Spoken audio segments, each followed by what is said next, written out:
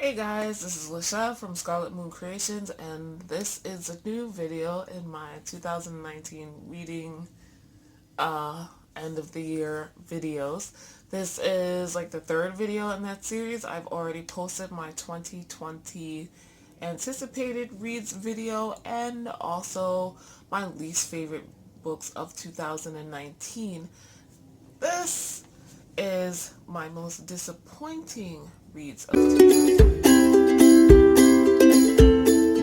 I've got 2 or 3 other videos coming after this, so subscribe if you want to see more. But let's jump in to my most disappointing reads of 2019.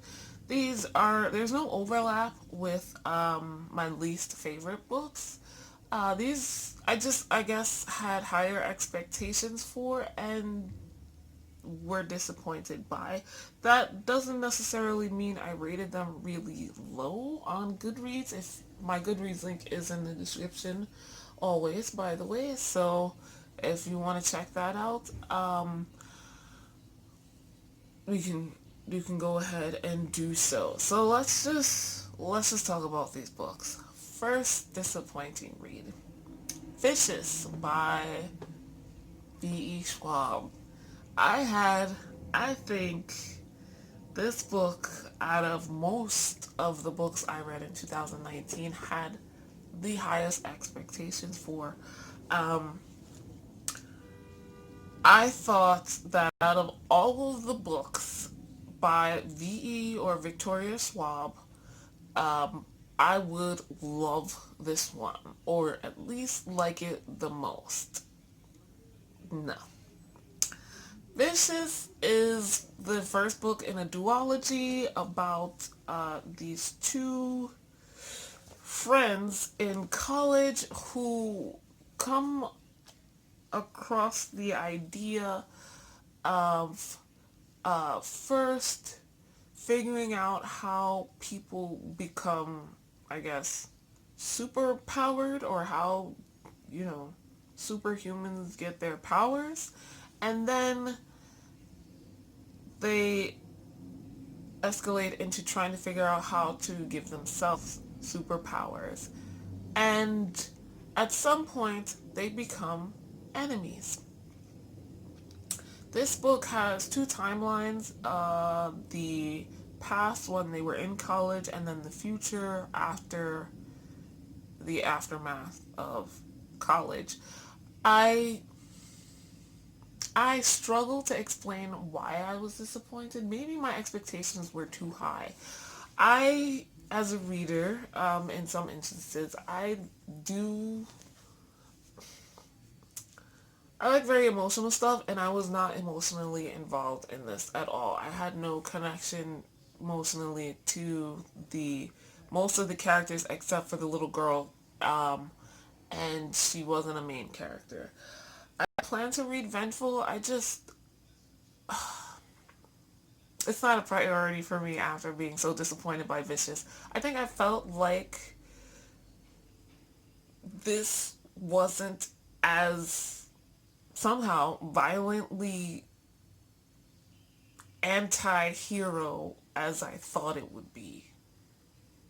I wanted to feel uncomfortable by the things that they did, or uncomfortable feeling just that they were justified with some of the stuff that they did, and I didn't.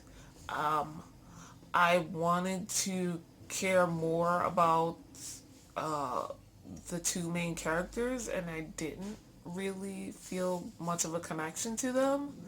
Um, and they kind of fall in that gray area. They're not, well, one kind of went into the black of being a bad person, but I didn't feel either one was evil. They definitely weren't meant to be good. So it is what it is. I don't know how to describe my disappointment with this book, but I was. It was still good. I just didn't love it at all. Next is a nonfiction book, Green Witch by Aaron Hiscox Murphy, or is it Murphy Hiscox? Anyway, um,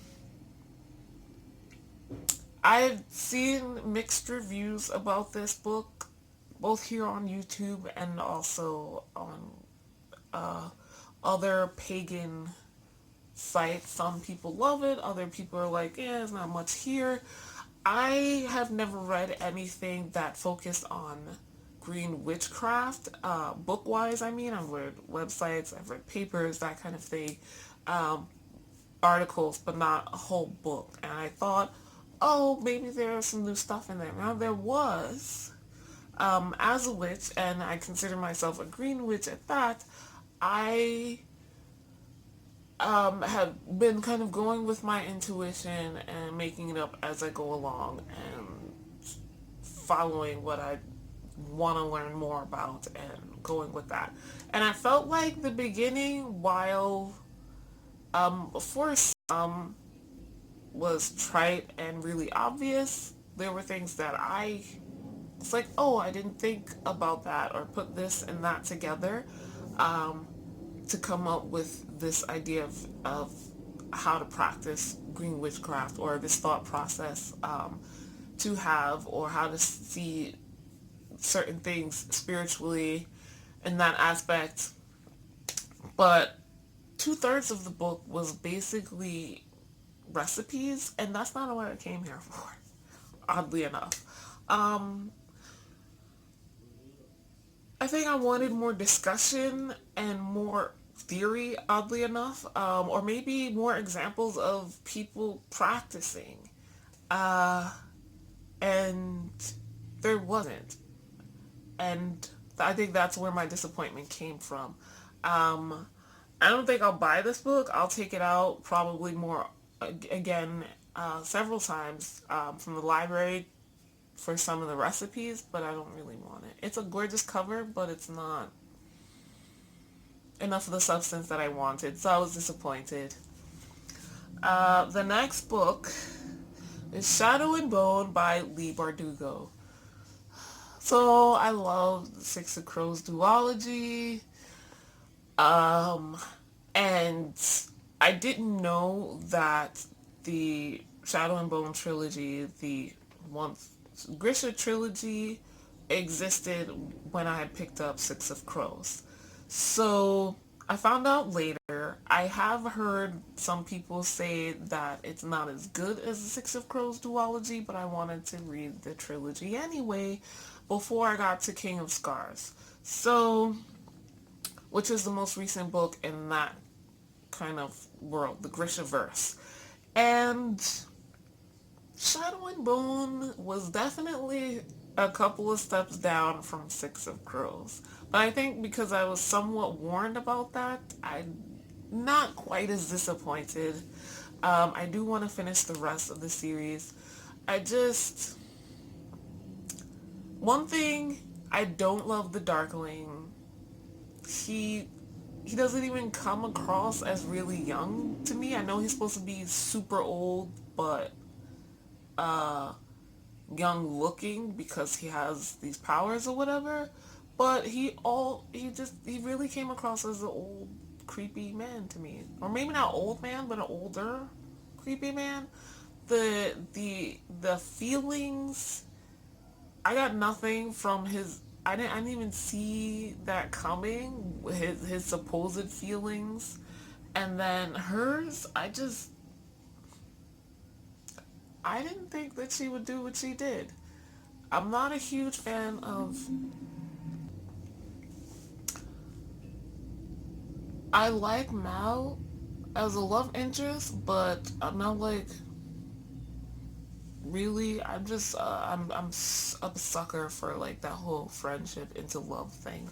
Probably because that's how I do. I don't like people before I know them for a long time, and getting to know them and feeling comfortable around people usually takes me a long time. So yeah. Um, Not a huge disappointment, but a disappointment nonetheless. Next up, A Princess in Theory by Alyssa Cole. I don't know if it's because I'd seen Black Panther before I read this. it just really came off as your average um Harlequin romance, like the actual novel length ones, with a veneer of Black Panther. Um, it was just really stereotypical